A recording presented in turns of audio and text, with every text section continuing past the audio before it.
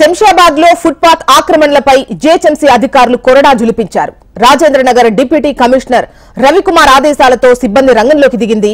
Rajendranagar circle Mailardevpally police station పరిధి లక్ష్మీగూడ బాంబే కాలనీలో ఫుట్పాత్లపై ఆక్రమణ నిర్మాణాలను సర్కిల్ సిబ్బంది కూల్చివేస్తోంది.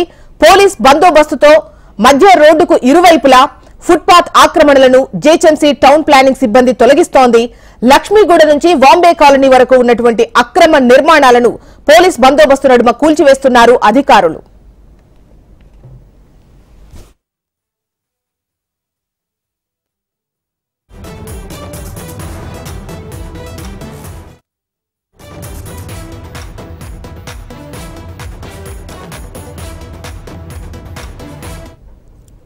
శంషాబాద్ లో ఫుట్పాత్ ఆక్రమణలపై జేహెచ్ఎంసీ అధికారులు కొరడా జులిపించారు. రాజేంద్రనగర్ డిప్యూటీ కమిషనర్ రవికుమార్ ఆదేశాలతో సిబ్బంది రంగంలోకి దిగింది.